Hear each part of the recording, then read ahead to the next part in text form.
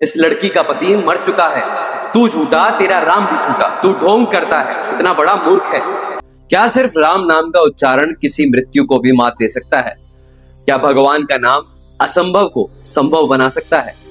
आज मैं आपको एक ऐसी अद्भुत घटना के बारे में बताने जा रहा हूं जिसे जानकर पूरे गांव की सोच बदल गई। और जो प्रथा आज हमारे समाज में भी निभाई जाती है, इस प्रथा का जन्म कैसे हुआ, जब मैं आपको ये बताऊंगा तो आप भी भावुक हो उठेंगे। तो आइए चलते हैं इस अद्भुत घटना, इस अद्भुत कथा की तरफ। मेरा नाम है विवेक शर्मा, आप देख रहे हैं विवेक कपिध्वज।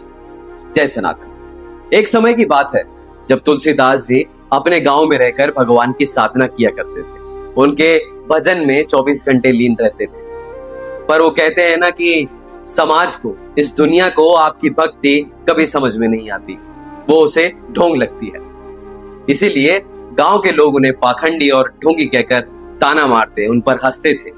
और यहां तक कि उनके खुद के अपने घर वालों ने उन्हें अपने घर से ही निकाल दिया था। तुलसीदास जी ने संसार के, समाज की उपेक्षा सहकर गंगा नदी के तट पर अपना आश्रय बनाया। वहां वो रहने लगे और वहीं पर बैठकर प्रभु श्री राम के नाम का जाप किया करते थे। वहीं उनकी भक्ति में लीन रहा करते थे। और यही वो पावन स्थान है जहां पर श्री रामचरितमानस की अमर रचना की शुरुआत की थी तुलसीदास जी ने। पर भगवान की लीला भी कुछ और ही थी। उसी दिन गांव में एक शादी हुई थी।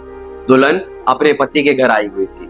पर विधि का लेख देखिए कि जिस युवक की शादी थी, उस युवक की अपने शादी के पहली रात पर ही मृत्यु हो जाती है। वो अपने प्राण त्याग देता है। सुबह तक पूरा परिवार शोक में होता है।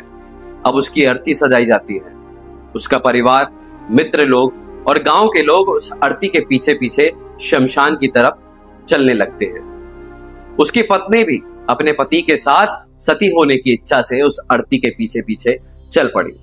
शमशान का रास्ता गंगा घाट से होकर जाता था, जहां तुलसीदास जी भजन कर रहे थे। उस लड़की की नजर तुलसीदास जी पर पड़ती है।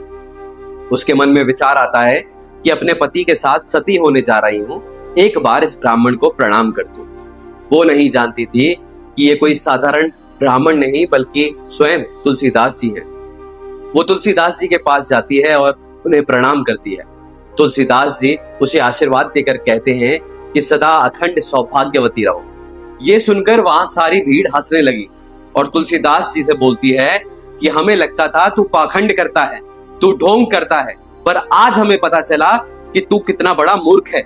इस लड़की का पति मर चुका है, तो ये कैसे सौभाग्यवती रह सकती है? तू झूठा, तेरा राम भी झूठा। तुलसीदास जी बड़े शांत स्वर में सभी को बोलते हैं कि मैं झूठा हो सकता हूं, पर मेरे राम कभी झूठे नहीं हो सकते। तभी गांव वाले बोलते हैं कि अगर ऐसा है तो हमें प्रमाण दो। तुलसीदास जी ने आरती रुकवाई और उस मरे हुए व्यक्ति के कान में जाकर बोलते हैं, राम नाम सत्य है।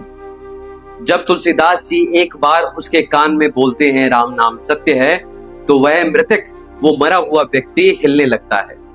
जब दूसरी बार बोलते हैं राम नाम सत्य है, तो उसकी आंखें खुल उठती हैं। और जब तुलसीदास जी उस मरे हुए व्यक्ति के कान में जाकर तीसरी बार और आखिरी बार बोलते हैं राम नाम सत्य है, तो वह आरती से उठकर बैठ जाता है। वहां जितनी भी भीड़ थी वो सब स्तब्ध रह गए, वो सब दंग रह गए थे, क्योंकि उन्होंने अपने जीवन में इससे पहले इतना बड़ा चमत्कार नहीं देखा था कि कोई मरा हुआ व्यक्ति कैसे वापस जिंदा हो सकता है।